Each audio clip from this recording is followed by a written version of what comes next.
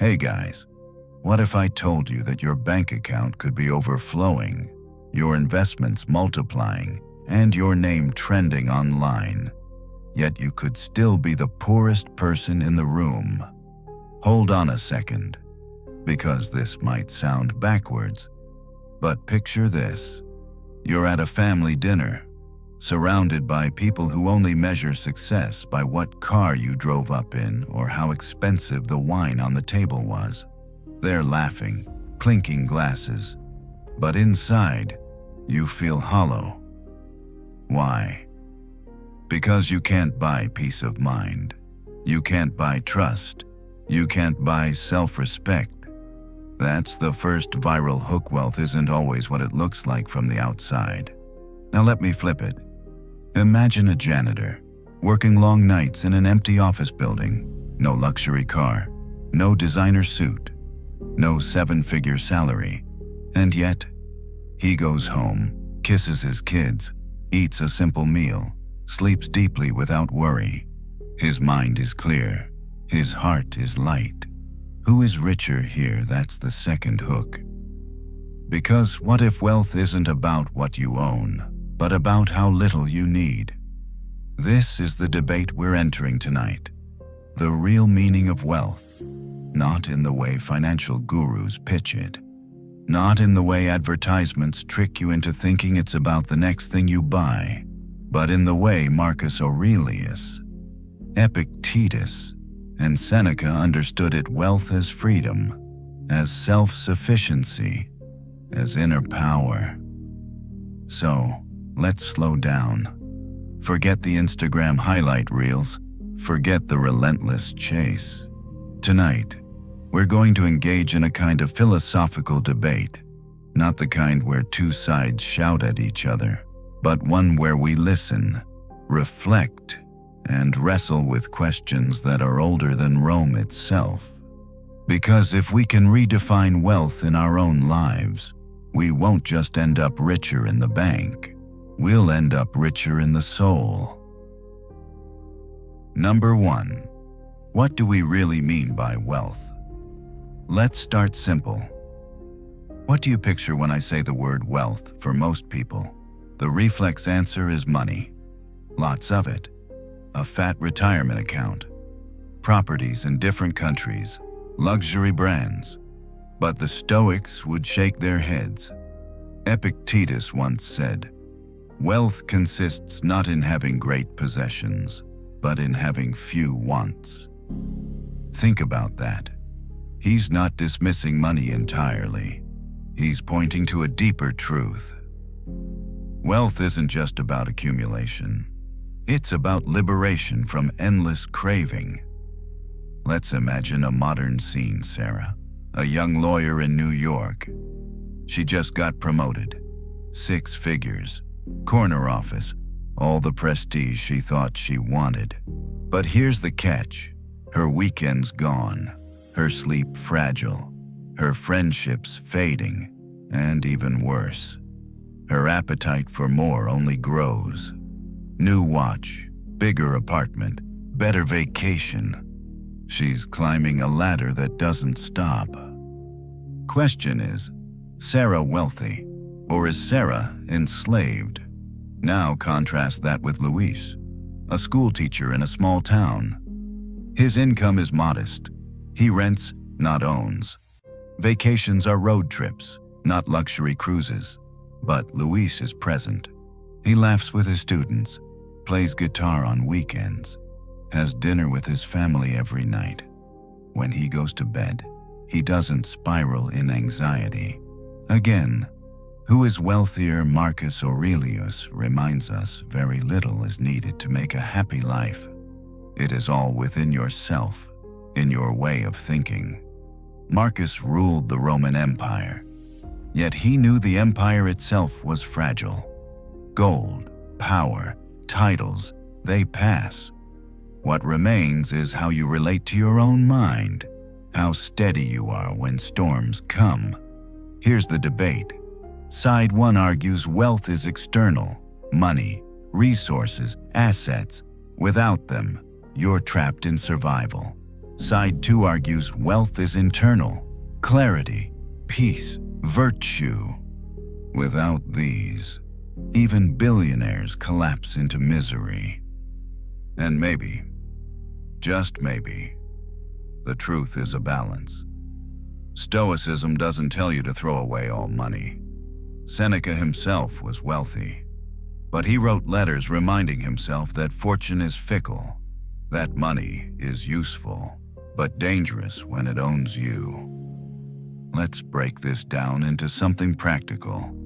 Ask yourself, do I own my possessions, or do they own me? If I lost half my income tomorrow, would I still feel steady?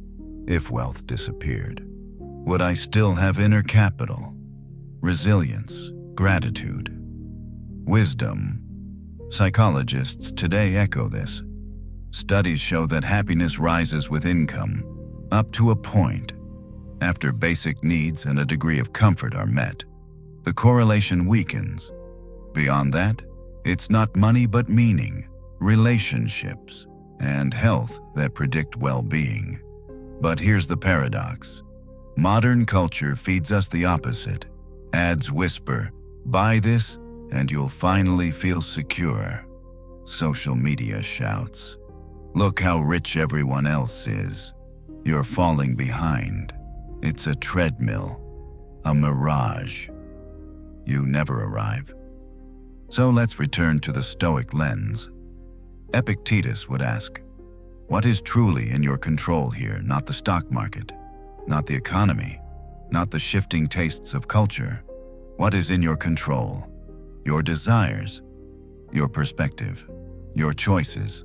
Wealth, then, becomes not a number but a practice, a discipline of wanting less, appreciating more, anchoring yourself in virtue. Picture this: you walk into your home tonight. Instead of seeing what you lack, the bigger house, the nicer sofa, you see what you already have. Shelter, warmth, a bed, a body that still breathes. That small shift, that stoic wealth, not flashy, but unshakable. Seneca wrote, "It is not the man who has too little, but the man who craves more. That is poor." That's the core. Poverty is not always about the absence of money. Poverty is about the absence of sufficiency. And sufficiency is an inner state, cultivated daily. So when we ask, what do we really mean by wealth? The debate is not just academic, it's practical. If you define wealth only as external possessions, you risk building a castle on sand. If you define it only as inner peace, you risk ignoring real responsibilities. But if you merge the two, use money as a tool, not a master, while building unshakable inner wealth, you step into freedom. And that's where we'll go in the next part of this journey. Because wealth isn't just what's in your wallet.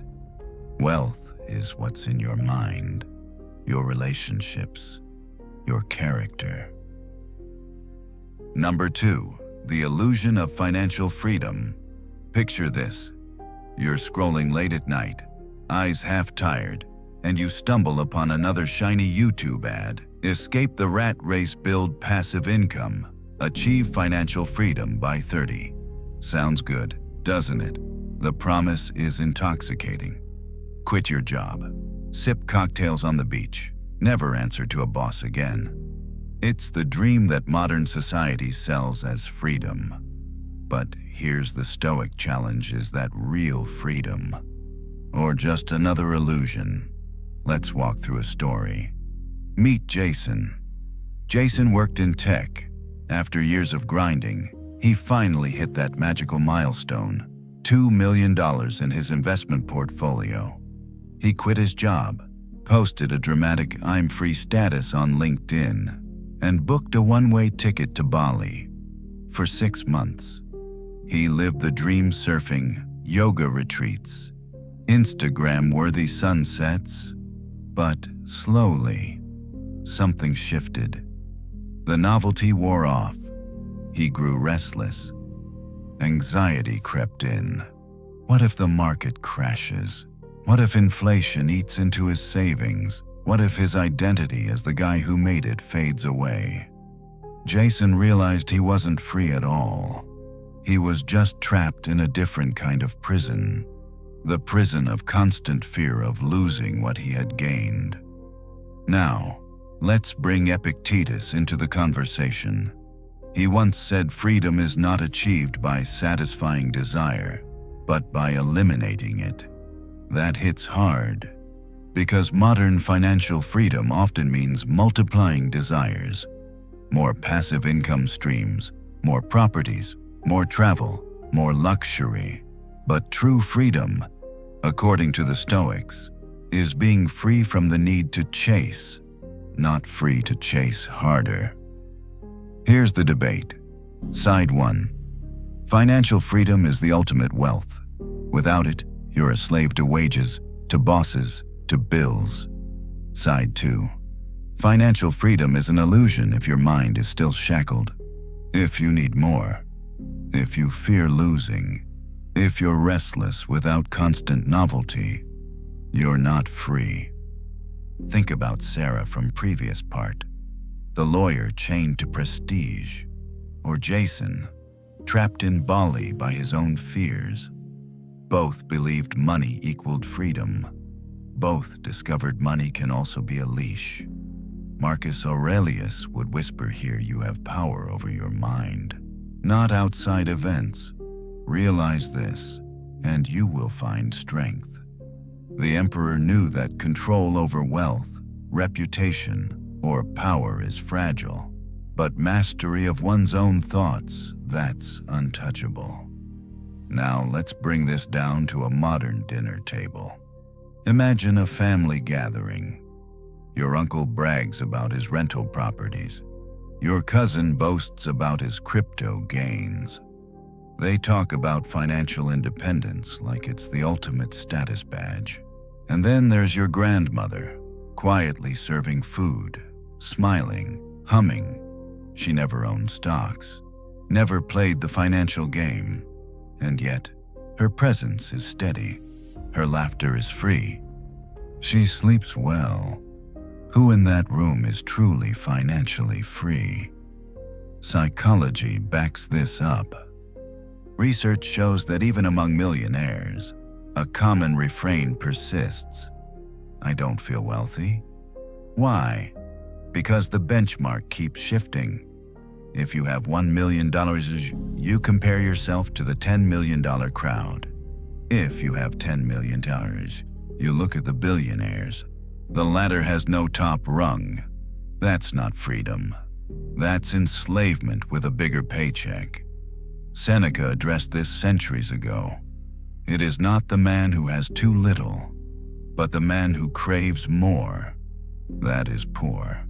By that logic, someone earning $40,000 but living without envy or fear may be wealthier than someone with $40 million who constantly panics about losing it.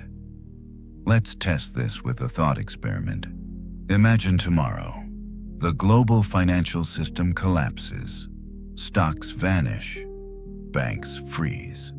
Real estate prices crash. Who survives with dignity? Is it the hedge fund manager clutching his empty portfolio, or the modest person who already cultivated contentment, resilience, and inner wealth? Epictetus would argue it's the latter, because real freedom is portable. It's carried inside you. No government can tax it. No market crash can erase it. So what does this mean for us? Practically, it means we can still pursue financial stability, but we must constantly check ourselves. Ask, am I chasing freedom through money, or am I cultivating freedom in my mind? If I lost it all, would I still be anchored? Am I building external safety nets, but neglecting the inner one? Let's return to Jason in Bali. After his anxiety grew, he found himself back in the States. This time, he didn't chase another startup. He picked up philosophy books. He started journaling. He volunteered. Slowly, he learned that wealth wasn't about withdrawing from the world. It was about engaging with it wisely. His finances still mattered, but his freedom came not from his bank, but from his perspective. This is where Stoicism challenges modern hustle culture. We live in a time of financial advice, overload, FIRE movement, passive income hacks, crypto speculation. Everyone is trying to game the system to get free. But the Stoics remind us the only game worth winning is sovereignty over your own desires. Freedom isn't "I'll be happy when I reach X dollars." Freedom is "I'm happy with what I have now, and I'll use more wisely if it comes." Marcus Aurelius lived in a palace, but he practiced sleeping on hard floors to remind himself he didn't need luxury. Seneca was wealthy, but he wrote letters rehearsing poverty, reminding himself that money was not his master. Their wealth was not their possessions, it was their detachment. So here's the Stoic challenge for you tonight. Do a mini experiment. Ask yourself, what's one expense I cling to, thinking it defines my comfort? Is it the daily Starbucks, the premium subscription, the designer brand? Then ask, what if I let it go for a week? Would I still be content? This is not about deprivation. It's about training your mind to see freedom not as "I need X to be okay," but as "I am okay regardless." Because the illusion of financial freedom is that money alone can save you. The reality, money can only rent comfort, but philosophy can build resilience. And resilience, that's wealth no market can crash. So the next time you hear an ad shout, "Build financial freedom now," pause. Ask yourself, am I chasing numbers? Or am I cultivating virtue? Am I free? Or am I just buying another cage with gold bars? The Stoics would remind us wealth without wisdom is slavery. But wisdom, even in poverty, is freedom. Number 3, wealth as inner security versus outer status. Let's be honest, a lot of people don't actually chase money for survival. They chase money for status. Think about it. Most of us already have enough to eat, enough to live, enough to be safe. And yet, why does that gnawing restlessness remain? Because in modern society, wealth has become less about security and more about signaling. It's not, do I have enough, but do I look like I have enough compared to others? This is where the philosophical debate sharpens. Is wealth about the inner security you feel, or the outer status you project? The dinner party story. Imagine this scene: you walk into a high-rise penthouse for a dinner party. The table is lined with $300 bottles of wine. The host brags about his new luxury car parked downstairs. The conversation revolves around real estate investments, stocks, exclusive vacations. Everyone is subtly competing, tossing wealth around like poker chips. But then, someone at the table asks a simple question: so, are you happy? Silence, shifting eyes, nervous laughter. And in that silence, you feel it beneath all the glitter. There's insecurity, because outer status can be bought, but inner security, that has to be earned. Marcus Aurelius reminder. Marcus Aurelius wrote, "If you are distressed by anything external, the pain is not due to the thing itself, but to your estimate of it. And this you have the power to revoke at any moment." Outer status is fragile. It depends on estimates, what others think of you, how much they approve, whether they notice. And the moment you base your wealth on that, you hand over your freedom. But inner security, That's something no one can take. It's the quiet assurance that you are enough, that you don't need applause or comparison to feel whole.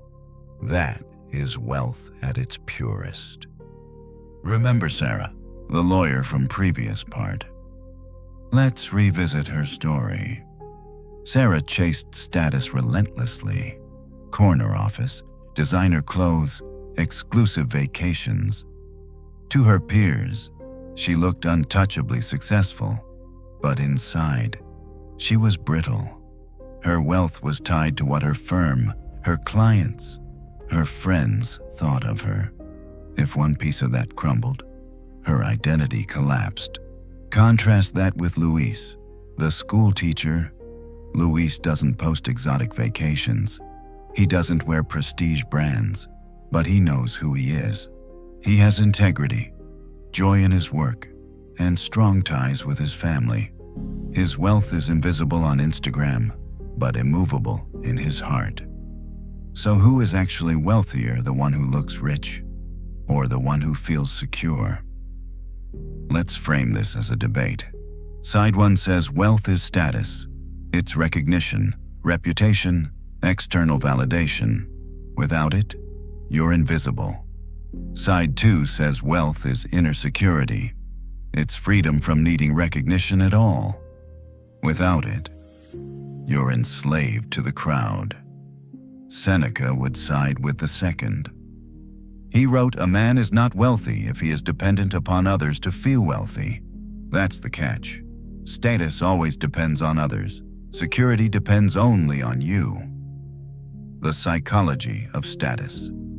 Psychologists call this the hedonic treadmill. You achieve a goal. You buy a status symbol. You post it online. For a moment, you feel wealthy. But then the bar shifts. Someone else buys more, posts more, flexes harder. Suddenly, you feel behind again. It never ends. Inner security, by contrast, is the opposite of a treadmill. It doesn't move. Once you cultivate it, through gratitude, discipline, perspective, you don't need to outrun anyone. The small experiment. Let me challenge you right now. Imagine losing your job title. Imagine nobody knows what car you drive. Imagine your social media disappears tomorrow. Would you still feel wealthy, or would you feel stripped bare? That discomfort reveals something crucial. If your wealth vanishes with status symbols, then what you had wasn't wealth, it was theater. Epictetus would remind you, seek not the good in external things, seek it within yourself. He would call status nothing more than a trick of public opinion, a shadow on the wall. Here's another story. A young man, Michael, comes home for Thanksgiving. He has a high-paying corporate job. He wears the best suit, drives the newest car. His relatives shower him with admiration. But across the table sits his cousin, Anna. She doesn't earn much. She's a nurse, working night shifts, but her patients adore her. Her life is meaningful, and she's calm. When the evening ends, Michael drives home feeling strangely empty, while Anna walks home exhausted but fulfilled. Again, whose wealth is real? The Stoic perspective on reputation. The Stoics didn't deny that reputation matters in practical ways. Marcus Aurelius, after all, was emperor. But he constantly reminded himself that applause fades. Today's cheers become tomorrow's silence. If you anchor your wealth in reputation, you're anchoring it in wind. The only true anchor is inner virtue, and virtue breeds security. So what can you do today to shift from status wealth to security wealth, sir? Redefine rich in your journal. Write down not what you want to own, but what makes you feel steady and unshakable. 2. Limit status comparison. Spend a week tracking moments when you compare yourself to others. on social media, in conversations. Notice the insecurity it sparks. 3. Practice sufficiency. Each night, list 3 things you already have that are enough: a roof, a meal, a friend. That's wealth others dream of. At the end of the day, status is a show. Inner security is substance. Status is noise. Security is silence. Status can be bought, borrowed, or broken. Security must be built, nurtured, and owned within. So ask yourself, do you want to look rich, or do you want to be rich? Do you want applause that fades, or assurance that endures? The Stoics would argue, real wealth is not what shines on the outside. Real wealth is what cannot be stolen, canceled, or envied away. It's not outer status, it's inner security. And that is the kind of wealth that makes you truly free. Number 4, when wealth turns into poverty. The trap of excess. Let me ask you something strange. Can a person drown in wealth? Most of us imagine poverty is not enough. But the Stoics knew there's another kind of poverty. Too much. Because excess doesn't just fill your life. It clutters it. It confuses it. It enslaves you under the weight of your own possessions. Story: the mansion prison. Imagine a man named Richard. On paper, Richard is wealthy. A 7-bedroom mansion, 3 sports cars, a wine cellar filled with bottles older than he is. But behind the gates of that mansion, he is miserable. Why? Because every possession he owns is also a responsibility. The mortgage, the maintenance, the staff. Every week, there's a new problem. The roof leaks, the car needs servicing, the garden must be tended. His wealth demands constant attention. He thought he was free, but in truth, he is chained to his things. Seneca would look at Richard and say, "It is not the man who has too little, but the man who craves more. That is poor." Richard has everything he once dreamed of, yet he is poorer than before. He is poorer because he no longer owns his possessions. His possessions own him. Here lies the paradox. More wealth should mean more freedom, but past a certain point, more often means less. More stress, more upkeep, more comparisons, more pressure to sustain what you've built. Wealth, when unchecked, flips into its opposite. It turns into poverty of peace, poverty of time, poverty of spirit. Marcus Aurelius warned himself constantly about this. Wealth consists not in having great possessions, but in having few wants. He was emperor of Rome, yet he reminded himself that excess could corrupt, distract, and weaken his soul. Example: the storage units. Let's zoom into something modern. Drive through any city, and what do you see? Storage units. Endless rows of them, filled with stuff people couldn't fit into their already large homes. Isn't that ironic? The richer we become, the more we feel suffocated by the weight of what we own. And still, we buy more. This is the trap of excess. We think we are upgrading our lives, but often, we are just upgrading our cages. The more, the less. Psychologists call this the paradox of choice. When you have too many options, instead of feeling freer, you feel more anxious. Think of the closet packed with clothes, yet you sigh, "I have nothing to wear." The fridge full of food, yet you complain, "There's nothing to eat." The more we have, the less we appreciate, the more restless we become. Epictetus would tell us freedom is the only worthy goal in life. It is won by disregarding things that lie beyond our control. Excess multiplies the things beyond our control. And with that, it multiplies anxiety. Picture a holiday dinner. The table is overflowing. Turkey, ham, pies, drinks, desserts. Everyone is stuffed. Yet strangely, no one feels satisfied. The abundance doesn't lead to gratitude. It leads to waste, bickering, and even guilt. Compare that to a humble meal, a bowl of rice, some vegetables, shared laughter. Simpler, lighter, yet somehow richer. The trap of excess is that it promises satisfaction but often delivers the opposite. Argument. Side 1. Wealth means abundance. The more you have, the better off you are. Side 2. Wealth means sufficiency. Beyond sufficiency, excess erodes value, breeds restlessness, and leads to inner poverty. The Stoics sided with sufficiency. They believe that nature provides what is necessary. Everything beyond that can become a burden if you're not careful. Let's check back in with Sarah, our ambitious lawyer. After a big win, she bought a sprawling new apartment, bigger kitchen, more rooms, more furniture. For a month, she loved it. But slowly, the joy faded. Bills rose. Repairs multiplied. Decorating became an endless task. Soon, her upgrade felt like a trap.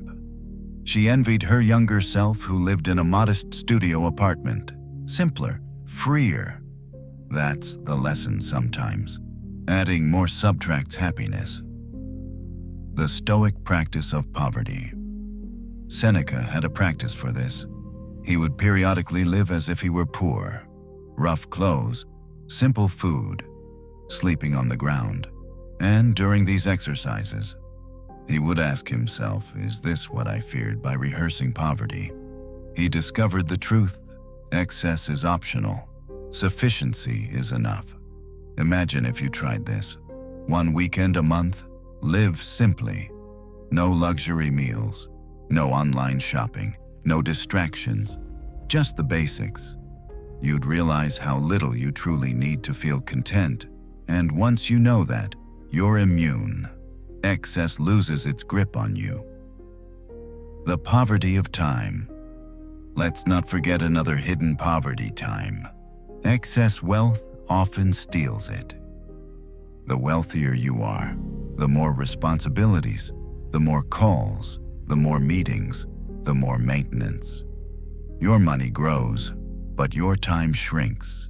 And time, as the Stoics remind us, is the one thing you can never earn back. Seneca wrote in on the shortness of life. It is not that we have a short time to live, but that we waste much of it.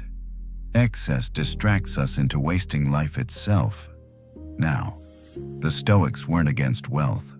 They didn't demand you burn your possessions. Seneca himself was wealthy. Marcus Aurelius lived in a palace, but they trained themselves to never depend on excess, to never let abundance weaken their character. Their rule was balance, use wealth as a tool, but never mistake it for freedom. Practical takeaways. 1. Set a limit. Decide what is enough for you. Income, possessions, lifestyle. Anything beyond that, see as optional, not essential. 2. Practice subtraction. Each month, remove one unnecessary thing, an item, a subscription, a habit. Notice how light you feel. 3. Rehearse simplicity. Spend a few days living with less, not as punishment, but as training, to remind yourself you can be wealthy in simplicity. So here's the paradox. The Stoics force us to face.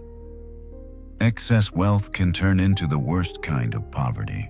Poverty not of money, but of peace. Poverty not of possessions, but of freedom. The real meaning of wealth, then, isn't in how much you stack up, It's in how much you strip away without losing joy. Because if you can smile with little, then everything extra is a gift, not a prison. So the next time you think, I'll be richer if I just have more, pause. Ask instead, am I becoming richer, or am I just becoming heavier? The Stoics would say, wealth is lightness, not weight. Wealth is sufficiency, not excess.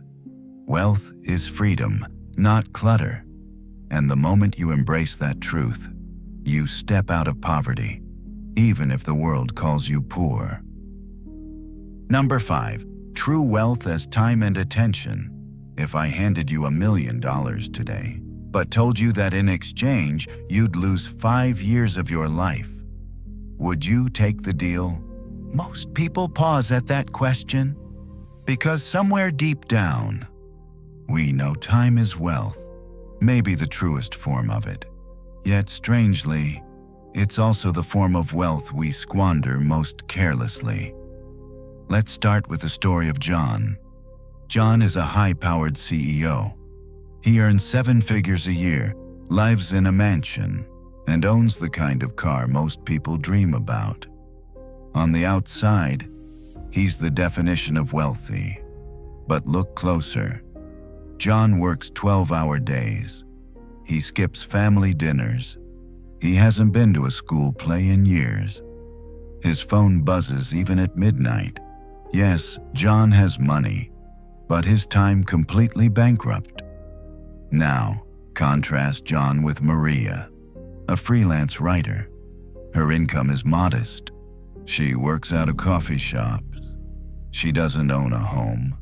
She rents. But Maria has something John doesn't space. She hikes in the mornings. She reads. She takes slow dinners with friends. Her life may not scream luxury, but it whispers freedom. So, the debate begins, who is wealthier? John, with money but no time, or Maria, with time but less money, Marcus Aurelius? On time, Marcus Aurelius said, you could leave life right now. Let that determine what you do and say and think. To the Stoics, time was the most precious currency. Because unlike money, you can't earn more. You can't borrow it, trade it, or recover it once it's gone. Every minute spent is spent forever. Seneca was even sharper. On the Shortness of Life, he wrote, it is not that we have a short time to live, but that we waste much of it. He criticized people who guarded their money carefully, but scattered their time as if it were worthless. Isn't that exactly what we do today? We chase raises, obsess over savings accounts, but scroll away hours on screens without a thought. Let's return to a family dinner scene. Picture a father sitting with his kids, but his phone keeps lighting up with work emails. He nods absently, laughs half-heartedly, and his children notice. He's physically there, but his attention, his true wealth, is elsewhere. That's the poverty of distraction, because wealth is not just measured in years, but in presence. 5 minutes of undivided attention with someone you love can be richer than 5 hours half distracted. Argument. Side 1. Wealth is money, because money buys time, retirement, freedom, options. Side 2. Wealth is time itself, because money cannot buy back a single lost hour. The Stoics leaned toward the second. They taught that each day is a complete life in miniature. Waste it, and you waste life itself. Use it wisely, and you are wealthy, even if your bank account is lean. Modern psychology, modern research echoes this. Studies show that people who prioritize time over money report higher well-being. Experiences, not possessions, bring lasting happiness, and experiences require time and attention. Yet society trains us to trade time for money, then spend money to distract ourselves from the emptiness left by wasted time. The trap of endless hustle. Think of hustle culture. The mantra, work now, play later, but later never comes. There's always another target, another deadline, another dollar. By the time later arrives, health has faded, relationships have withered, and the years are gone. What use is wealth if you spent your youth bankrupting your time? Seneca warned against this. Life is long if you know how to use it. He wasn't talking about money. He was talking about guarding ours as fiercely as gold. Let's check in with Sarah, our lawyer. After years of status chasing, she realized she had sacrificed her most valuable asset, time. So she made a radical choice. She cut her hours, took a pay cut, and reclaimed her evenings. At first, her peers mocked her. But over time, Sarah grew lighter, healthier, and happier. She discovered that while her salary shrank, her wealth expanded, because her life was finally hers again. The attention economy. Here's another twist in today's world. Your attention is wealth, and companies know it. That's why tech giants fight to keep you scrolling, clicking, glued. Every ad, every notification, every ping is designed to spend your wealth of focus, and most of us give it away for free. Epictetus would be appalled. He believed the mind was sovereign, and to give it away carelessly was to enslave yourself. What would he say if he saw us today, selling our attention for likes and dopamine hits? He'd probably repeat his lesson. You become what you give your attention to. The dinner party reversal. Imagine this. A group of friends gathers for dinner. One person can't stop checking their phone. Another is distracted, thinking about work emails. But one person sits fully present, listening, laughing, engaging. At the end of the night, who enriched the group, who left the richest memory? It wasn't the one with the fanciest watch. It was the one who spent their attention generously. That's real wealth. Practical Stoic takeaways. 1. Budget your time. Treat your hours like money. Plan where they go. Don't just let them leak away. 2. Guard your attention. Notice what steals it. Social media, endless news cycles, empty drama. Withdraw it from thieves. Invest it where it compounds. Family, learning, growth. 3. Live each day as a whole. Marcus Aurelius said every day could be your last. Ask if today were it. Did I spend my time as wealthily as possible? So here's the question.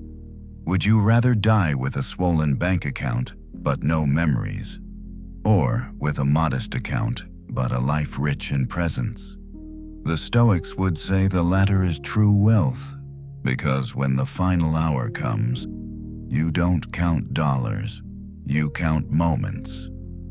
Time is wealth, attention is wealth, and unlike money, you can begin to be rich in them today, without waiting, without permission. So guard them, spend them on what matters, because if you waste them, no fortune can buy them back. But if you use them well, even poverty can feel like abundance. Number 6. Wealth as character and virtue. The Stoics' true fortune. When most people talk about wealth, they point to numbers: net worth, income, assets. But the Stoics dared to ask a more radical question. What if the richest person is not the one with the most, but the one with the best character? Because think about it, what good is a full bank account if your soul is bankrupt? The corporate scandal story. Let's start with a story. A CEO at a multinational company is worth hundreds of millions. He's admired, feared, and imitated. But then, news breaks: fraud, corruption, lies. Overnight, his empire collapses. He loses his company, his reputation, even his freedom as he's led away in handcuffs. Was he truly wealthy? Or was he always poor? Seneca gives us the answer: no man is poor who can command himself. The CEO could command markets, employees, and media headlines, but not himself. His lack of integrity made him the poorest of all. The Stoic definition of wealth. To the Stoics, true wealth was rooted in virtue, wisdom, justice, courage, and temperance. These were the currencies that mattered, because money can vanish, but character remains. And character decides whether wealth makes you freer or enslaves you further. Marcus Aurelius wrote, "If it is not right, do not do it. If it is not true, do not say it." That, for him, was fortune, integrity, the wealth of living in alignment with truth. Imagine a family dinner again. Two brothers sit across the table. One boasts about his investments, his house, his new car. The other, quieter, is the kind of man everyone trusts. He keeps his word. He shows up when needed. He has no scandal, no pretense. Which one is wealthy in the Stoic sense? The second brother. His character is his treasure. Argument. Side 1. Wealth is external. Cash, property, prestige. It gives influence, options, security. Side 2. Wealth is internal. Character and virtue. Without them, external riches rot. The Stoic side firmly with the second. Epictetus taught wealth is not things, but a right disposition. In other words, the richest man is not the one who can buy a yacht, but the one who cannot be bought at all. Story. The nurse versus the banker. Consider Anna, a nurse. She doesn't earn much. She spends long nights caring for patients, wiping tears, holding hands. Her income is modest, her possessions simple, but her character unshakable. She lives with compassion, patience, and strength. Now consider Robert, an investment banker. His bonuses alone eclipse Anna's yearly salary. He lives in luxury, but is known for cutting corners, bending rules, and burning bridges. People fear him, but they don't respect him. Who is truly wealthy? The Stoics would say, Anna, because virtue is wealth that cannot depreciate. Why virtue outlasts? Money. Here's the secret: money is temporary, but virtue compounds. A fortune can vanish in a crash. A title can be stripped away. But courage, justice, wisdom, these grow stronger the more they are practiced, and they create ripples that outlast your lifetime. Seneca wrote, "Wealth is the slave of a wise man and the master of a fool." A wise man uses money with virtue. A fool is used by money, devoured by greed, anxiety, or corruption. Even modern psychology agrees. Studies show that people admire and trust others less for their wealth and more for their character. We crave reliability, honesty, courage. These qualities create social capital that no bank can hold. Picture your own funeral for a moment. Morbid, yes, but clarifying. When people speak about you, what will they call your wealth? Will they list your net worth? Or will they tell stories of kindness, courage, wisdom? If the latter, then character was your real fortune all along. Practical Stoic takeaways. 1 main sar. Audit your fortune. Write down not just financial assets, but virtues you've practiced, moments of courage, kindness, honesty. That is your true balance sheet. 2 Encore. Spend like a Stoic. When faced with a choice, Ask not what makes me richer, but what makes me better, Farfi. Protect your integrity. Treat it like gold. Don't trade it for short-term gain. Because once lost, it's harder to earn back than any paycheck. So here's the challenge the next time you measure your wealth. Don't just check your bank balance. Check your character balance. Because a man with millions but no virtue is bankrupt. But a man with modest means and unshakable integrity is wealthy beyond measure. Marcus Aurelius, Emperor of Rome, lived in palaces. But he knew palaces crumble. What remains is virtue, and that is wealth no thief can steal. So ask yourself, am I chasing riches that fade or wealth that endures? Am I building an empire of possessions or an empire of character? Because in the end, the Stoics would remind us fortune gives, fortune takes, but virtue. Virtue is the only wealth that follows you beyond the grave. Number 7, wealth as freedom from fear, security beyond money. Let me ask you something. What's the real reason most people chase wealth? Look closely. And it's not about gold watches or beachfront villas. It's about fear. Fear of scarcity. Fear of instability. Fear of being powerless when life throws its punches. Wealth, for many, is just armor against fear. But here's the paradox. The more you chase money as security, the more insecure you may feel. Because fear isn't conquered by numbers. Fear is conquered by perspective. Story: David the Investor. Consider David, a successful investor with tens of millions. From the outside, he looks fearless. But inside, he checks the market every hour. A dip in stocks sends his heart racing. He loses sleep over headlines. Despite his fortune, he is terrified. Terrified of losing, of slipping, of falling.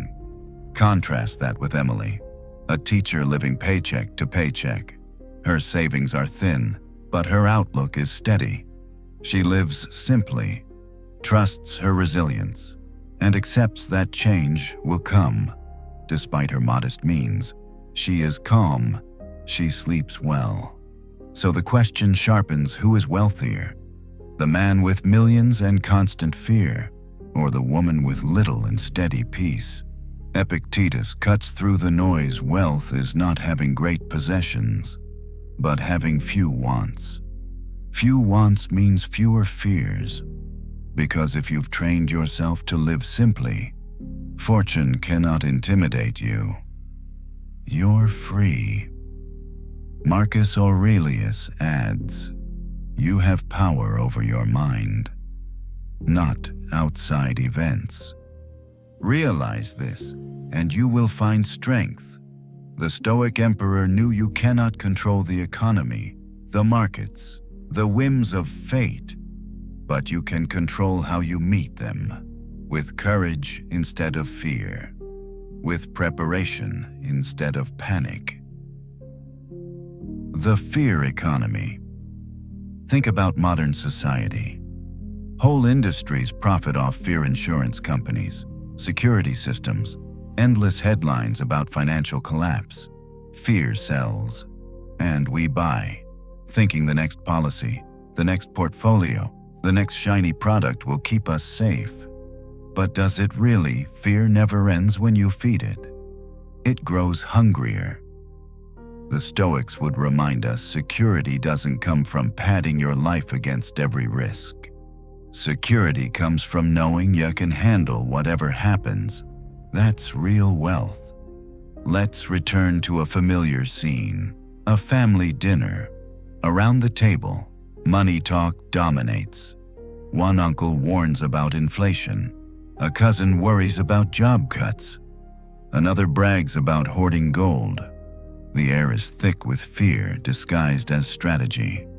But then your grandmother quietly says, I've lived through wars and recessions. We got through it. You'll get through it too. That calm, that's wealth. Not the kind you store in banks, but the kind you store in your bones. Argument. Side 1. Wealth is security through money. The bigger the safety net, the less fear. Side 2. Wealth is freedom from fear itself. You can't ensure your way to courage. Only philosophy trains it. The Stoics firmly take the second side. Seneca wrote, "He who has too much fears as much as he who has too little." The rich man fears loss. The poor man fears need. Both are trapped unless they train their minds to rise above fear. Story. The Pilot. Sully. Let's bring in a modern parable. Remember Captain Sully Sullenberger, the pilot who landed a plane on the Hudson River in 2009 after a bird strike knocked out both engines. He had seconds to act. Money couldn't save him. Status couldn't save him. Only calm, courage, and clarity could that day.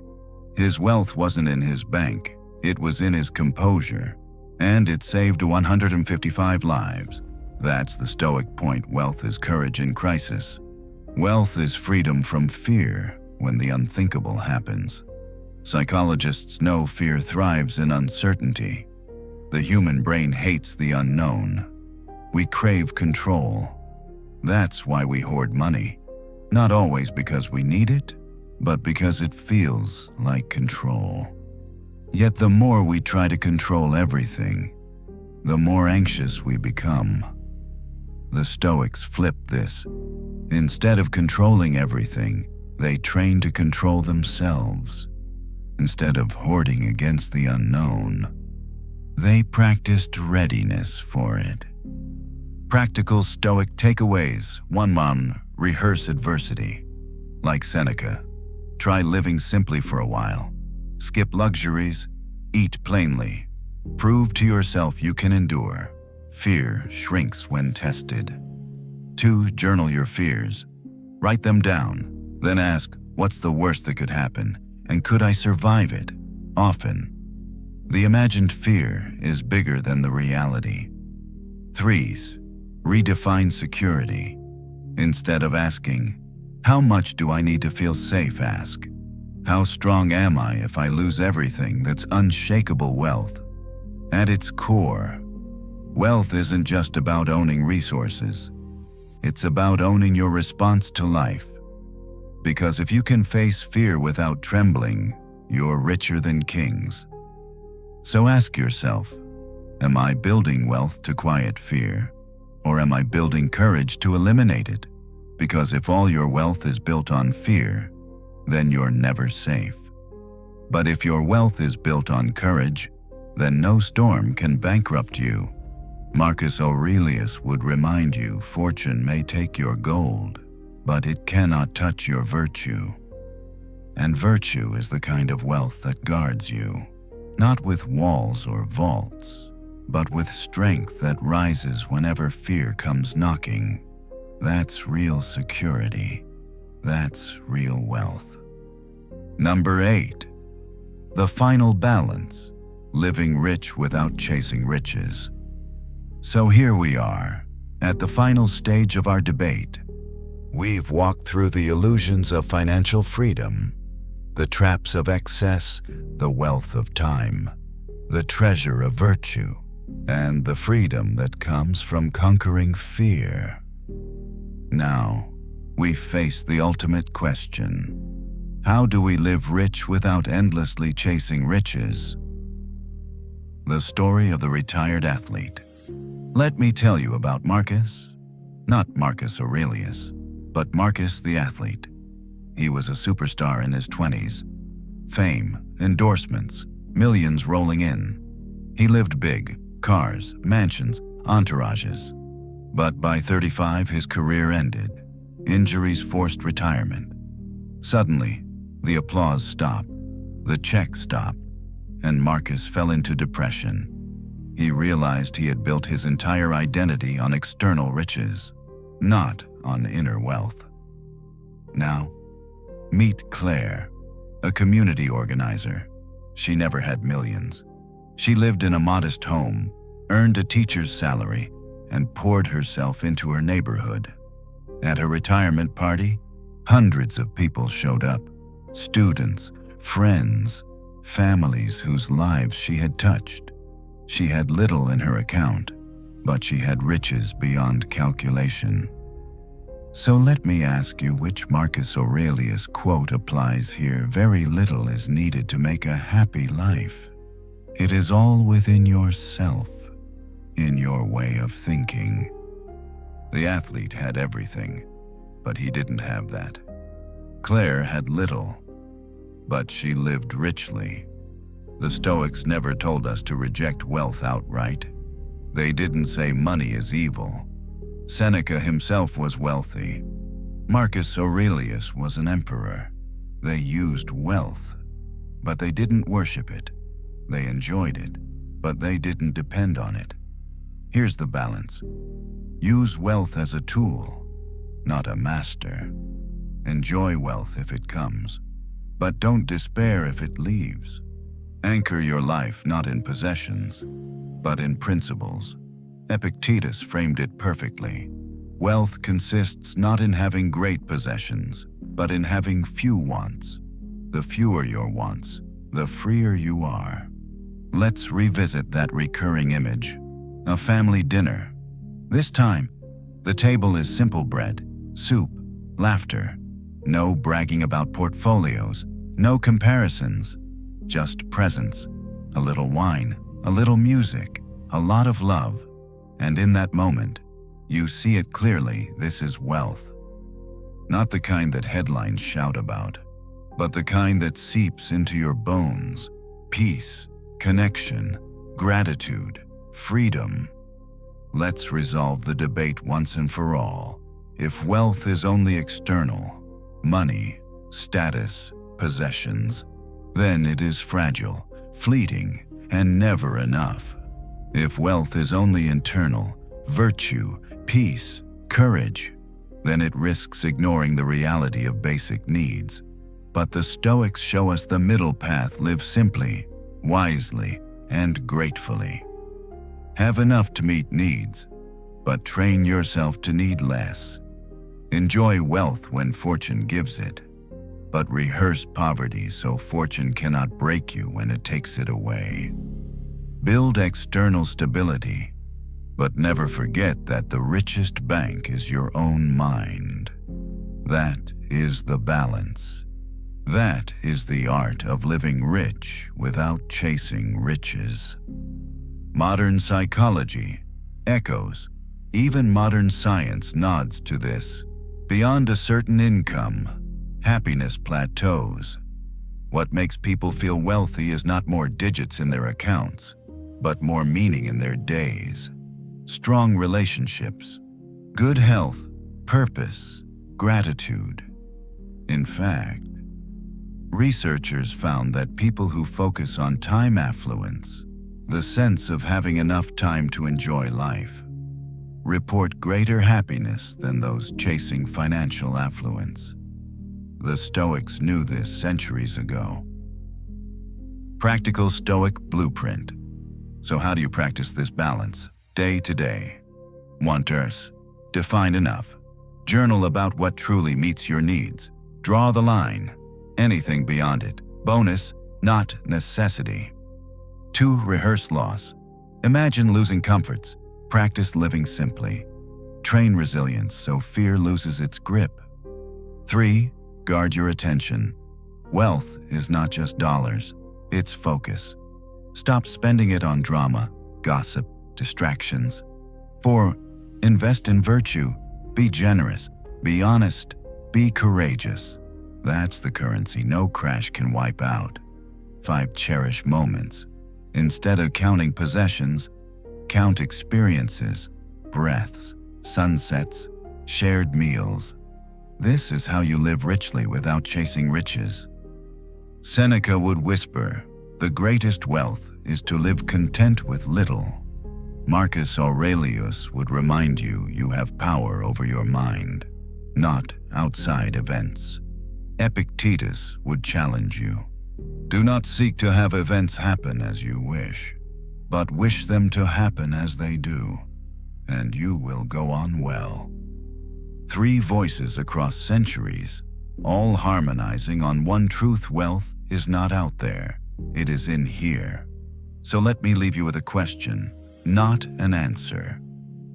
If tomorrow, everything external was stripped away, money, job, possessions, what wealth would remain in you? Because that answer reveals your true fortune. And if you don't like the answer, good. That means you have work to do. Work to build inner strength, cultivate gratitude, live with virtue, guard your time, face fear, simplify excess, and most of all, define wealth for yourself. Because the richest life is not the one most admired, it's the one most lived. So live it, live richly, not in the chase for riches, but in the freedom to need less, love more, and walk calmly through whatever fortune brings. That is the Stoic fortune. That is the real meaning of wealth. And so, we arrive at the quiet end of our journey together. We've debated, reflected, and walked side by side through questions that stretch back to Rome itself. Questions that echo in your own life today. What is wealth? Not just coins, not just titles, but the peace in your heart when you close your eyes at night. The presence you bring when you sit at a table with those you love. The courage you hold when storms come, and the gratitude you practice when the sun rises again tomorrow. You are already wealthier than you think. If you have breath in your lungs, food on your table, even a single soul who cares for you, you possess fortunes emperors once prayed for. So tonight, let go of the restless chase. Feel the richness of the moment, the silence around you, the rhythm of your own heartbeat. Remember Marcus Aurelius, even as emperor, said very little is needed for a happy life. You have enough. You are enough.